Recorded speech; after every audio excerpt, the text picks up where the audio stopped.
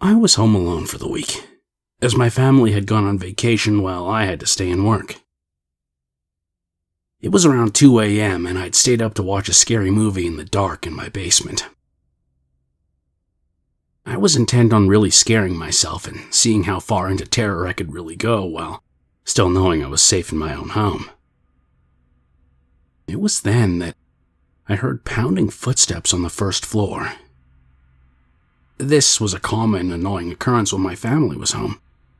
Every time they passed through the front hallway, past the basement door, I heard their footsteps. This time, fear immediately shot through me at the sound. My reflex was to turn the television off immediately. The basement door was up a flight of steps and around a corner, so whoever it was couldn't have seen any light. I heard the basement door handle click and turn as I sat in absolute darkness. I moved slowly so as to be absolutely silent and crawled behind our large television. As I passed it inch by inch, I noticed with panic that its black screen still dimly glowed. I heard footsteps coming down the carpeted but creaky stairs.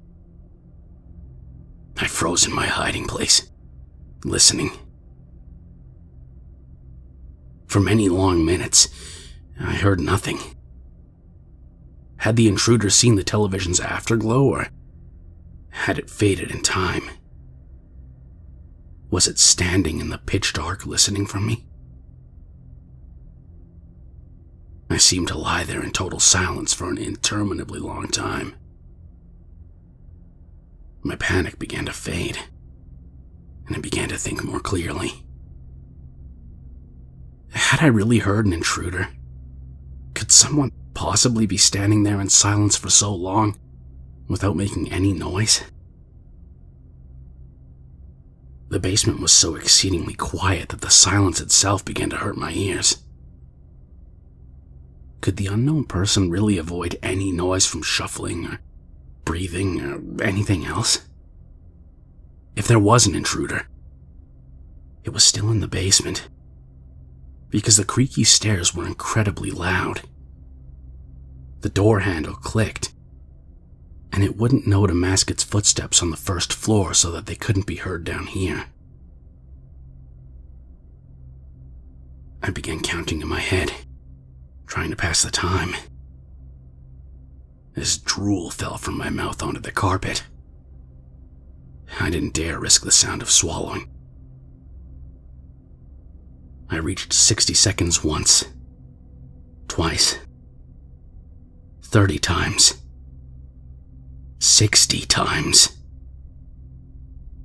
By now, my fear had faded and I was more confused than anything. I estimated I'd been crouched in the absolute black for almost 2 hours, and had still heard nothing. If there was an intruder, none of this made sense. Finally, I decided I'd have to make a move. If I did nothing, eventually the sun would come up and shine in through the small basement windows. And worse, I began to smell something horrible and cloying. Slowly, ever so slowly, I began inching my way towards the stairs by way of the walls. If someone was standing there in the dark, I should be able to go around them and then make a break up the stairs. Meanwhile, the horrible odor grew stronger. Had something died down here in the night? No living person would smell like that. Terrible images of some sort of corpse monster listening for me in the dark erupted in my thoughts, and I moved as fast as I could without making a sound. Just as I finally approached the stairs, there was an enormous clatter, as of something falling or collapsing on the floor. It was at that moment I leapt forward and crashed up the stairs, running out through the open basement door and my wide-open front door. Now certain that someone was in the house, I called the police from my cell phone and watched my house from afar. And the police came, checked inside the house, and then grimly came back out to question me. They'd found a body in the house. My elderly neighbor, who seemed to have died of a heart attack. Their belief was that I must have left the front door unlocked, and he must have wandered in my house while dying, looking for help. At first, I felt horrible, thinking that I had sat there in the dark while the old man literally died a few feet away. And then it occurred to me. What the hell was that loud noise of things falling that last prompted me to bolt up the stairs and out of the house? I asked the police and they confirmed. The back door of my house had been left open as well, near a single bare footprint in the mud. Somehow, for some reason I'll never know,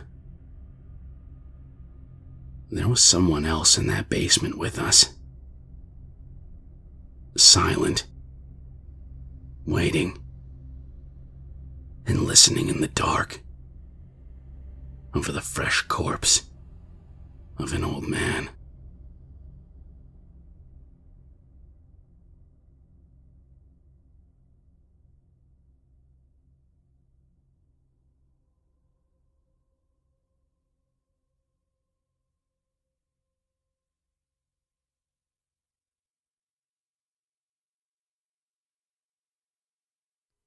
If you made it this far, I hope you'll follow me on Twitter at KingSpookCreepy. Also, if you're feeling generous, I'd appreciate it if you donate even $1 to my Patreon over at patreon.com/KingSpook. Every dollar helps. The hope is eventually I'll be able to get enough through Patreon that I can do this full time. Thanks for watching.